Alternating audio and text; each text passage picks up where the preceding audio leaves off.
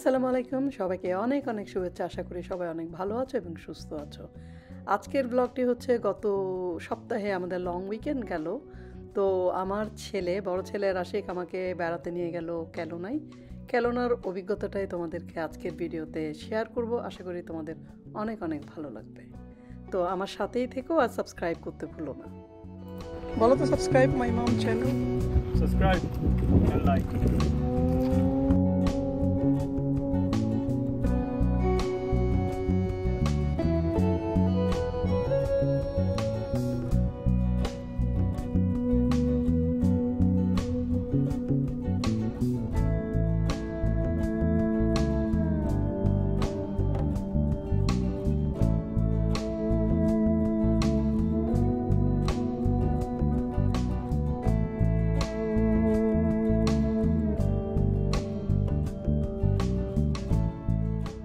Yellow দিল্লিতে আমরা থেমেছিলাম প্রায় 2 থেকে আড়াই ঘন্টা পরে চিলওয়াকে এসে।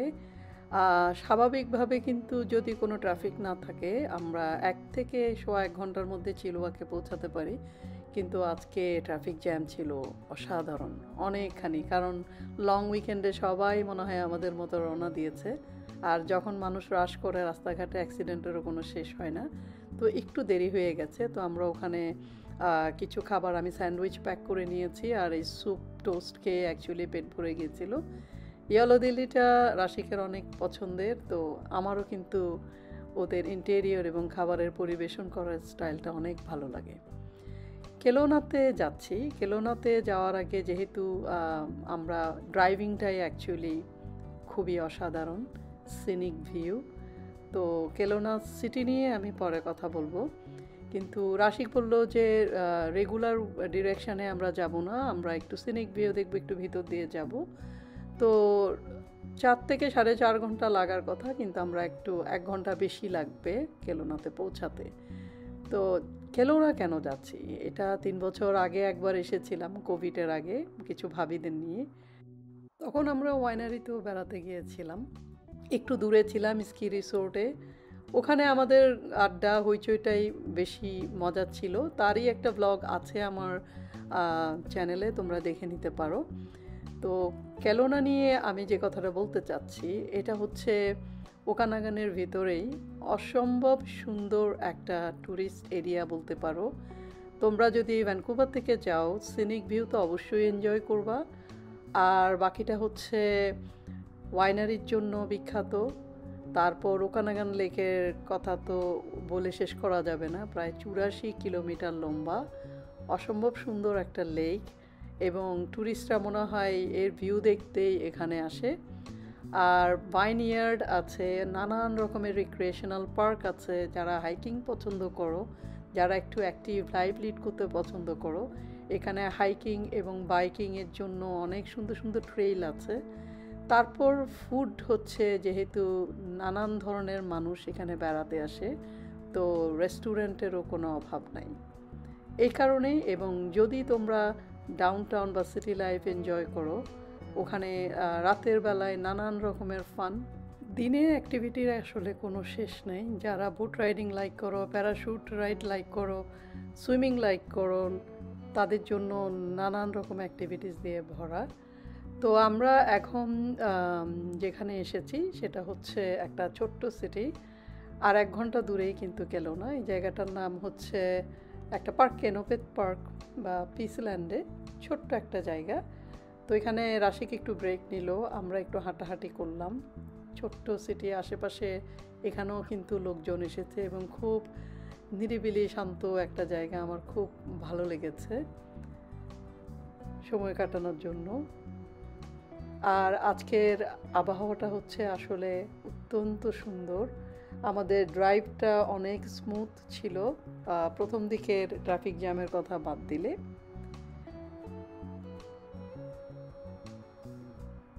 এটা হচ্ছে ওকানাগান লেকটা। ওকানাগান লেকটা আসলে অনেক লম্বা, এবং ভিউটার জন্যই মনে হয় ড্রাইভটাও অনেক সুন্দর ছিল, আর মানুষজন রিল্যাক্স করছে। সাগরের পাড়ে আসলে মানুষের মনটা আসলে এমনি মনে হয় বিশাল হয়ে যায়, আর শান্ত হয়ে যায়। আর এখন যে সিজন, ভ্যানকুভার বলো বা আমার মনে হয় পুরা ক্যানাডাতেই এত সুন্দর পাখির ডাক চারিদিকে, মনে হয় আলাদা একটা সুরের সৃষ্টি করে। আসলে ব্যস্ততা মানুষের জীবনে এখানে আমাদেরকে এত বেশি যন্ত্রময় করে রাখে, মনে হয় যেন একটা যান্ত্রিক জীবন। সেখান থেকে এই 2-4 দিন যদি একটু বের হয়ে আসে, মনটা আসলে একটু রিফ্রেশ হয়ে যায়। তো আমরা আবারও রওনা দিচ্ছি 5টার দিকে। টিপিক্যাল যে 5 o'clock ট্রাফিক জ্যাম, আমরা সেই জ্যামেই পড়েছি।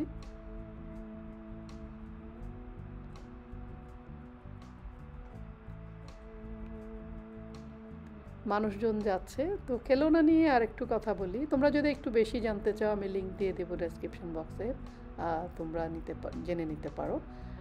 তো আমরা ডাউনটাউনের মধ্যেই আমাদের এয়ারবিএনবিটা রাশি খুব শর্ট নোটিসেই বুক করেছিল, যে কারণে 3 দিনে আমাদের রেন্ট পড়ে গেছে 2 বেডরুমের বাসাটাই প্রায় $19 মতো, যেটা একটু এক্সপেন্সিভ টিপিক্যাল রেটের চেয়ে।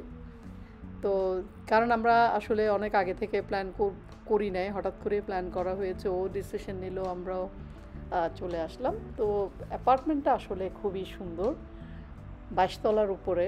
আর এখান থেকে সব কিছু ওয়াকিং ডিস্টেন্স, 2 থেকে 3-4 মিনিট ওয়াক বলতে পারো। তো যেটা আমার বেশি ভালো লেগেছে, ভিউ। ছিমচাম নতুন একটা অ্যাপার্টমেন্ট, ও এয়ারবিএনবি করে শুরু করেছে, একেবারেই নতুন, সুন্দর করে সাজানো পরিচ্ছন্ন। আর উপর থেকে আমরা যেহেতু 22 তলার উপরে, প্রত্যেকটা জানালা খুললে ভিউটা অদ্ভুত ভালো লাগার মতো।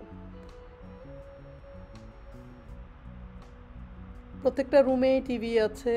তারপর যা যা দরকার প্রয়োজনীয়, ডিশ বলো, ডিশ ওয়াশার, ওয়াশিং মেশিন সবই আছে। ব্যালকনি থেকে এত সুন্দর ভিউ। আর ছাদটাও কিন্তু অসম্ভব সুন্দর। আমি চেষ্টা করব যদি সম্ভব হয় একবার গিয়ে ভিডিও করতে। আর এটা হলো মাস্টার বেডরুম যেখানে আমি ছিলাম। ওয়াশরুমটা অনেক বড়। এখানে যদি যারা রান্নাবান্না করে খেতে চাও, তাদের জন্য কিচেনের সব ধরনের হাঁড়ি পাতিলও আছে। আমরা সেই ঝামেলায় যাই নাই। রাশিক বলছে বেড়াতে আসছো, জাস্ট এনজয় করো, এই কারণেই একদম কাছাকাছি আমরা জায়গাটা নিয়েছি।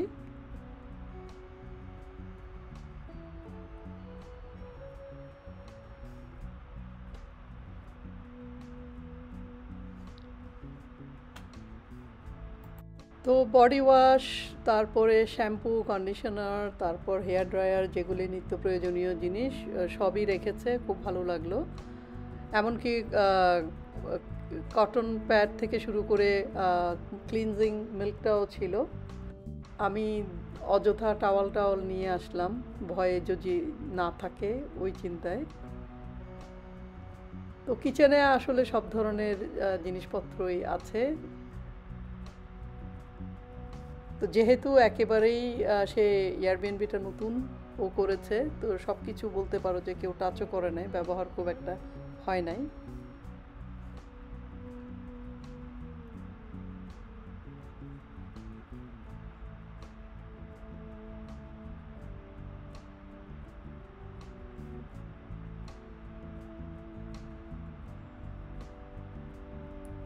কিছু কফি ছিল, তারপরে মিল্ক, সুগার, ওগুলিও ছিল।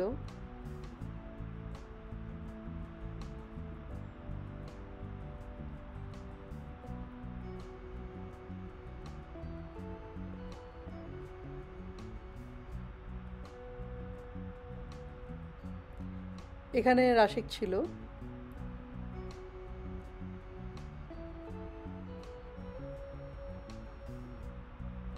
একটু পরে বিছানার হুলস্থুল অবস্থা হয়ে যাবে।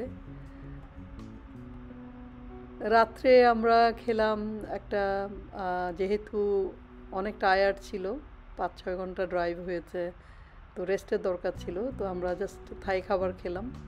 টম ইয়াম গুং, ফ্রাইড রাইস, এবং আসলেই মজা ছিল, খুবই ভালো লেগেছে রান্নাটা।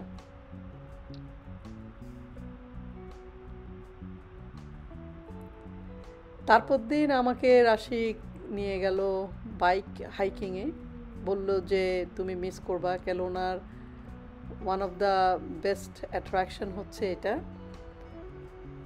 আমি বাইক কবে চালিয়েছি চিন্তা করে আমার কলিজাটা শুকায় গেছে বলতে পারো। আমি সেই টিনেজে বাইক চালাতাম একটু আধটু, তাও বাসার উঠোনের মধ্যে। সেভাবে লম্বা রুট নিয়ে যে বাইক চালিয়েছি সেরকম না।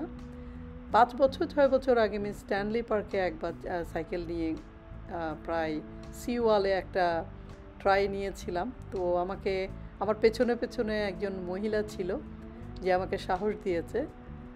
তো সেটা ছিল অন্যরকম অনুভূতি।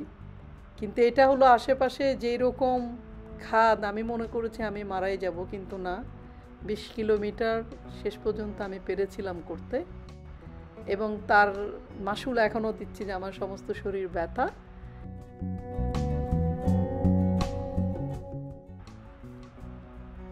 আসলে অনেক মজার মজার খাবার খাওয়া হয়েছে একসাথে 2-3 দিন, একেবারে মনে হয় ইন্টেন্স।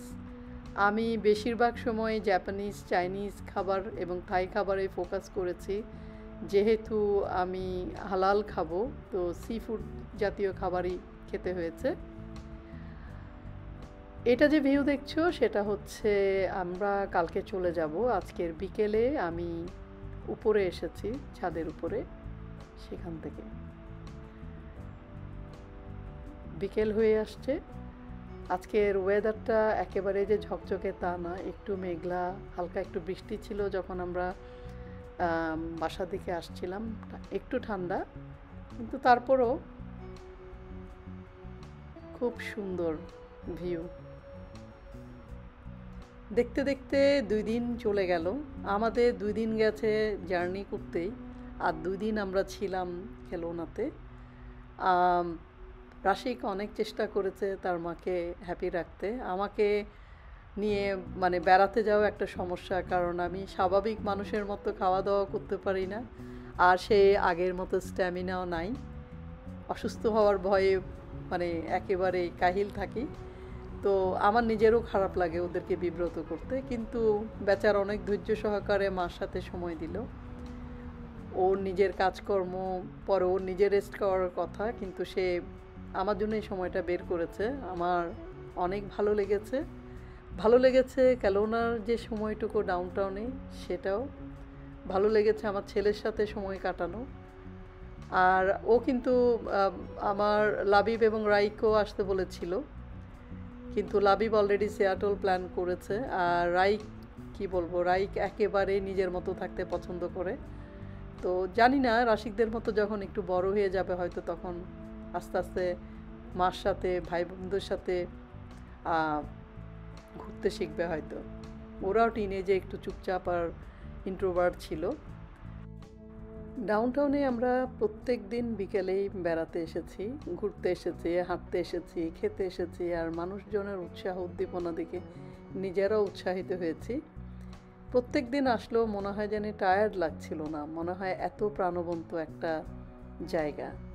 আসলে আমরা ভ্যানকুভারে একটু নিরিবিলিতে থাকি। সিটি লাইফটা রাশিকের খুব পছন্দ। ওর মনে হয় ফিউচার প্ল্যানই হচ্ছে ডাউনটাউনেই থাকবে। তো খুব এনজয় করেছে ডেফিনেটলি।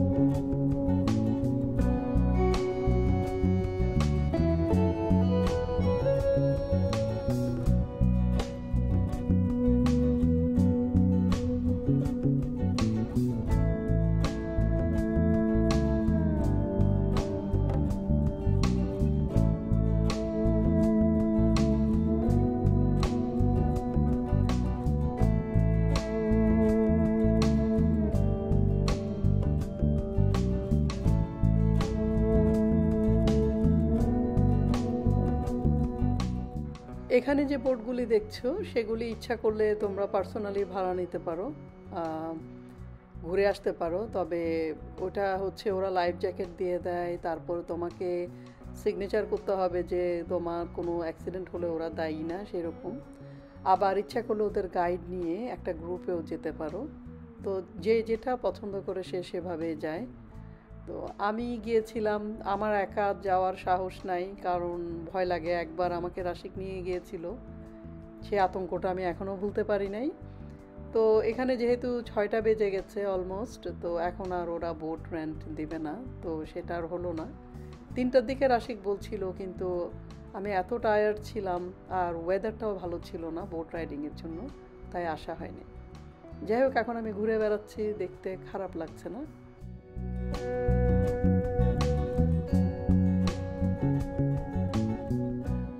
তো শেষের দিন ডিনারে এসেছিলাম আমরা, কাছেই যেহেতু আমরা ডাউনটাউনে সব কিছু ওয়াকিং ডিস্টেন্স, এটাও একটা জাপানিজ রেস্টুরেন্টে।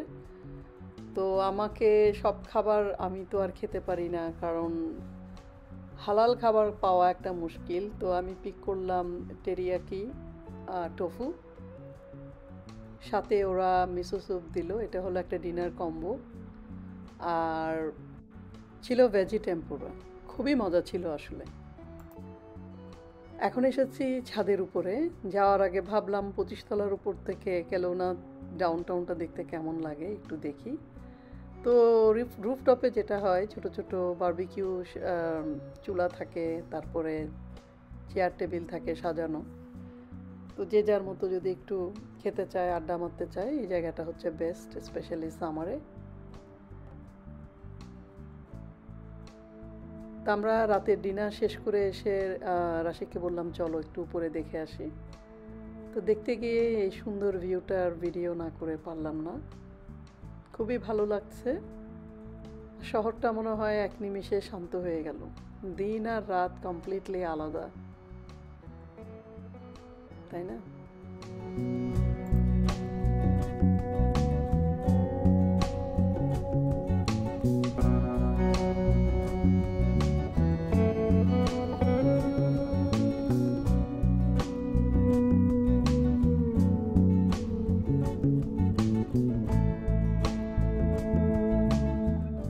ফিরে যাচ্ছি ভ্যানকুভারে আমাদের 2 দিনের আনন্দ শেষ করে।